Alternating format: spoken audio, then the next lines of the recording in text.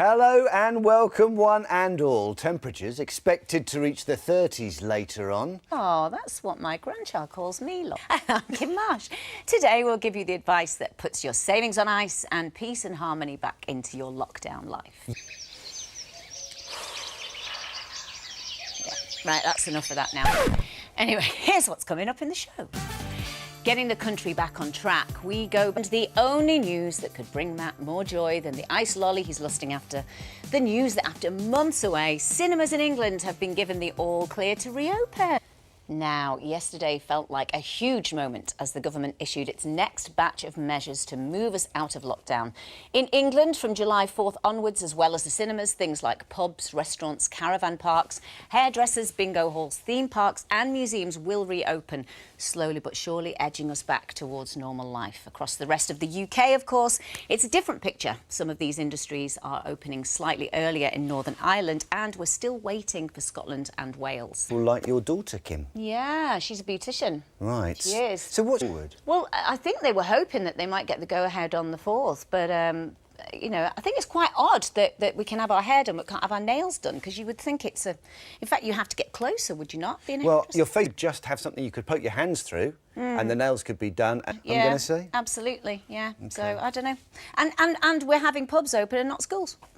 But the great British public wasn't going to let the closure of nail bars and salons get between them and their pampering. Instead, scores of you have been turning your living rooms into spas instead. Certainly is glowing. Look at that. Cute. Yeah. I like the little cucumbers on the eyes. And they're not the only ones, are they, Trudy and Darcy? I'll tell you what I think, Trudy. Oh, cute. fantastic. That's lovely. Have you got any home pampering tips? I like to moisturise. Oh. And it keeps everything moving. Railways. Our inbox is full of people wanting to know what the rail operators are doing to keep us safe. So we sent our man Kevin Dwala behind the scenes to channel Kym and Aggie and ask, how clean is your carriage? So, the good news for the tourist trade is that it's set to get back up and running from July the 4th. Hotels, holiday cottages and caravan parks in England are all set to reopen. But what if you're a caravan owner who's been paying site fees throughout lockdown, but you haven't been able to go anywhere near it? Are you entitled to that money back? Well, that's one of the dilemmas tackled today by our Ange. Oh, I love Ange. She's great. And we're delighted to tell you that both David and Lorraine have now received their goods. Go, Angela. Now, Angela can only give you an answer if you ask a question, so ask away. They were preparing to safely reopen their doors, but as we discovered on Monday, since then, footfall across the country has been much lower than hoped.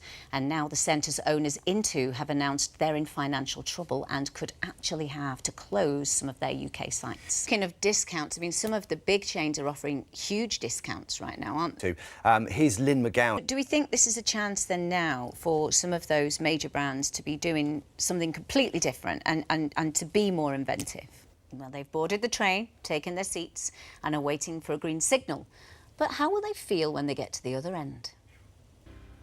Yeah. Just goes to show. Sure, but only if we're considerate. Yeah.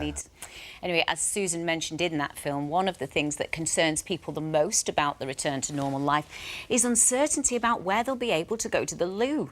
Well, it's something that we're hearing over email time and time again, so we thought we should clear things up for you. So there are 11,000, it's estimated, public toilets in the UK, about 4,500 of those, isn't it, across the UK? Because one toilet... Exactly. I mean, you know, it's really important. I mean, we've actually got a statement here. We spoke to the council, to the LGA, and they actually said that councils will be taking individual local decisions about public toilets based on a risk assessment and whether social distancing measures can be maintained. People should not assume toilets will be open and plan their journeys and outdoor activities accordingly.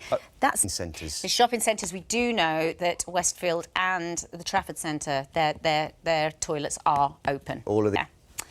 So since the start of the series, there's been another subject that seems to have been causing a lot of you real concern, and that is the possibility that you could lose your jobs in the coming months. Hey, Eddie, how are you? Hello, Matt. Hi, Kym. Hi, how are you? Uncertainty, and for the over 60s particularly, it feels like they've got to... anymore. But we still have all those circuits running in us. So you succeed. So you discover new ways of doing things and you discover new things to do. And guess what? You become brilliant. Of course it is. I mean, What are we seeing at the moment? How has lockdown changed employers' view of older people, do you think? What they've learned from that is that you can work differently. The employers have discovered that. And so you're actually a cartoon character, things like Venny Jen Cube, etc. So actually level the playing field. Eddie, one group so that big disappointment of finding out with a couple of months' notice, like you're saying. That's just really grim, because you need to actually sort of be able to move beyond that. And the way I always suggest people do it is to what you might do differently. You'll still be furious and still angry and still feel cheated and it's unfair, but at least you'll be able. You're looking for a new job, okay? You're Yeah. looking for a new job. What would your advice be? What are the 3 things to do on the first day of looking for a job? You've got to do is you've got to forget the fairy tale. You know, when we were kids, they told us this fairy tale, and that you just got to forget that. It probably was never true. It's definitely never going to. Eddie, yes. I'm going to have to. All this week, Burnley hotshot Dave Fishwick has been offering up golden nuggets of money advice, and in the case of yesterday's show, a glimpse of his swimming trunks thrown in for free. Thank you, Dave. That's all we have time for. Lots of love for Eddie. We will get him back, don't worry. Tomorrow, though, the rise in fake people. Renters, do you feel like you're bottom of the heap? Well, not for us. We'll be telling you how to work with your landlord to get through the lockdown and beyond. A very, very pleasant day. Goodbye. Bye. Have a wonderful day.